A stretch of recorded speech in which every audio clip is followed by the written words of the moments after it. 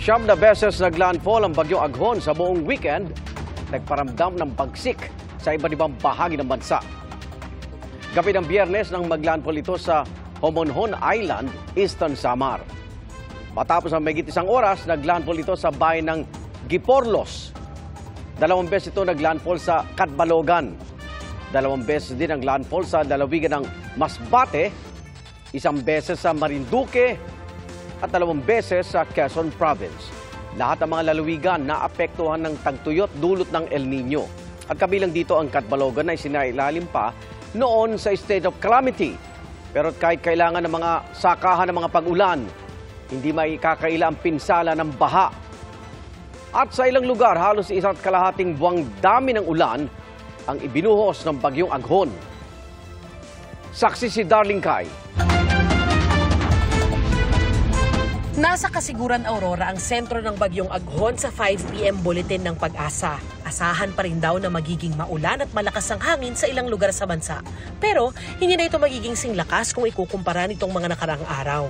For the next 2 days, mananatili pa rin po siya sa typhoon that is between 140 hanggang 155 kilometers per hour. So medyo malakas pa rin po. Meron tayong mga minsan malalakas na hangin, lalo na po sa mga coastal and mountainous or upland areas po sa mga susunod na oras. Pero habang lumalayo nga itong si Bagyong Aghon, posibleng mabawasan pa ito at possibly by tomorrow po wala na tayong tropical cyclone wind signals. Dahil sa ilang araw na pag-ulan, tumaas ang level ng tubig sa mga major dam sa Luzon. Ang Angat Dam na nagsusupply ng tubig sa mahigit 70% ng Metro Manila ay tumaas ng halos 1 metro. Ngayon lang nangyari ang ganitong pagtaas sa level ng tubig sa Angat sa loob ng 41 araw. Yung pong tubig ulan ng mga nasa bundok pa is unti-unti na po siyang bababa, papunta po ng reservoir nito pong Angat Dam. Pero kahit tumaas ang level ng tubig sa Angat Dam, hindi pa rin daw sapat ang mga pag-ulan dulot ng bagyong Aghon para umabot ito sa normal high water level. Kakailanganin pa raw ng mas maraming ulan para umabot sa normal high water level ng mga dam sa bansa.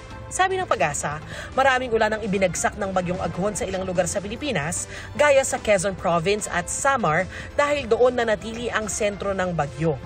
Sa Tayabas, Quezon, bumuhos sa pagitan ng May 25 at May 26 ang 226.5 millimeters na ulan. Katumbas yan ng halos 1.5 buwan kumpara sa normal na natatanggap nila tuwing Mayo. Pero wala raw itong kinalaman sa nararanasang El Nino. Actually, yung surrounding areas po ng Quezon talagang sobrang dami ng ulan simply because doon nagstay po for a while itong bagyo natin. Wala naman po nag-influence yung El Nino regarding po doon. Sa kabila rin ng bagyo, 27 lugar ang nakaranas ng Danger Level Heat Index. Extreme danger pa nga sa Giwan Eastern Samar na nag-54 degrees Celsius. 55 degrees Celsius ang naitala roon kahapon ayon sa Pag-asa. 52 degrees Celsius ang taya bukas. So far kasi pag ganitong mga panahon, mataas yung moisture content, kaya mataas din yung humidity, yun yung nagpapatulak po para tumaas din yung ating mga heat indices.